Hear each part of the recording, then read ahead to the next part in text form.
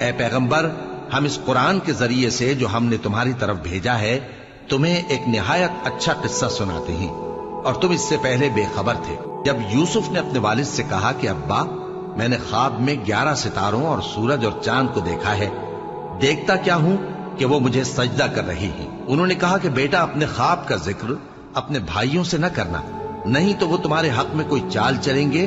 کچھ شک نہیں کہ شیطان انسان کا کھلا دشمن ہے، اور اسی طرح اللہ تمہیں برگزیدہ و ممتاز کرے گا اور خواب کی باتوں کی تعبیر کا علم سکھائے گا، اور جس طرح اس نے اپنی نعمت پہلے تمہارے دادا پر دادا ابراہیم اور اسحاق پر پوری کی تھی، اسی طرح تم پر اور اولاد یعقوب پر پوری کرے گا۔ بے شک تمہارا پروردگار سب کچھ جاننے والا ہے، حکمت والا ہے۔ ہاں، یوسف اور ان کے بھائیوں کے قصے میں پوچھنے والوں کے لیے بہت سی نشانیاں ہیں۔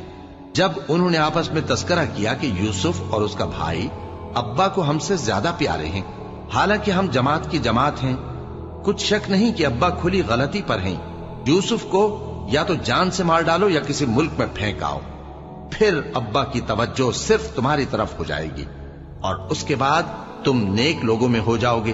ان میں سے ایک کہنے والے نے کہا کہ یوسف کو جان سے نہ مارو، کسی اندھے کنویں میں ڈال دو کہ کوئی راہگیر اسے نکال کر کسی دوسرے ملک میں لے جائے گا۔ اگر تم کو کرنا ہی ہے تو یوں کرو۔ یہ مشورہ کر کے وہ اپنے والد سے کہنے لگے کہ ابا جان، کیا سبب ہے کہ آپ یوسف کے بارے میں ہمارا اعتبار نہیں کرتے؟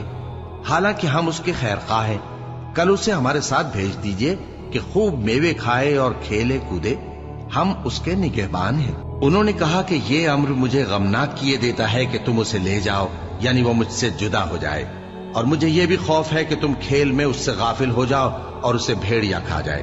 وہ کہنے لگے کہ اگر ہماری موجودگی میں کہ ہم ایک طاقتور جماعت ہیں اسے بھیڑیا کھا گیا تو ہم بڑے نقصان میں پڑ گئے۔ غرض جب وہ اس کو لے گئے اور اس بات پر اتفاق کر لیا کہ اس کو اندھے کنویں میں ڈال دیں، اور ہم نے یوسف کی طرف وحی بھیجی کہ ایک وقت ایسا آئے گا کہ تم انہیں ان کے اس سلوک سے آگاہ کرو گے، اور ان کو اس وحی کی کچھ خبر نہ ہوگی۔ اور یہ حرکت کر کے وہ رات کے وقت باپ کے پاس روتے ہوئے آئے، کہنے لگے کہ ابا جان، ہم تو دوڑنے اور ایک دوسرے سے آگے نکلنے میں مصروف ہو گئے اور یوسف کو اپنے اسباب کے پاس چھوڑ گئے تو اسے بھیڑیا کھا گیا، اور آپ ہماری بات کو گو ہم سچ ہی کہتے ہیں باور نہیں کریں گے۔ اور ان کے کرتے پر جھوٹ موٹ کا لہو بھی لگا لائے۔ یعقوب نے کہا کہ یوں نہیں ہے، بلکہ تم اپنے دل سے یہ بات بنا لائے ہو۔ اچھا، صبر کہ وہی خوب ہے، اور جو تم بیان کرتے ہو اس کے بارے میں اللہ ہی سے مدد چاہیے۔ اور اب اللہ کی شان دیکھو کہ اس کنویں کے قریب ایک قافلہ آوارد ہوا اور انہوں نے پانی کے لیے اپنا سقا بھیجا، تو اس نے کنویں میں ڈول لٹکایا، یوسف اس سے لٹک گئے۔ وہ بولا، زہے قسمت، یہ تو ایک لڑکا ہے، اور اس کو قیمتی سرمایہ سمجھ کر چھپا لیا۔ اور جو کچھ وہ کرتے تھے اللہ کو خوب معلوم تھا، اور انہوں نے اس کو تھوڑی سی قیمت یعنی مادود چند درہموں پر بیچ ڈالا، اور وہ اس سے بیزار ہو رہے تھے۔ اور مصر میں جس شخص نے اس کو خریدا، اس نے اپنی بیوی سے جس کا نام زلیخا تھا کہا کہ اس کو عزت و اکرام سے رکھو، عجب نہیں کہ یہ ہمیں فائدہ دے یا ہم اسے بیٹا بنا لے۔ اس طرح ہم نے یوسف کو سرزمین مصر میں جگہ دی، اور غرض یہ تھی کہ ہم ان کو خواب کی باتوں کی تعبیر سکھائیں، اور اللہ اپنے کام پر غالب ہے لیکن اکثر لوگ نہیں جانتے۔ اور جب وہ اپنی جوانی کو پہنچے تو ہم نے ان کو دانائی اور علم عطا کیا، اور نیکوکاروں کو ہم اسی طرح بدلہ دیا کرتے ہیں۔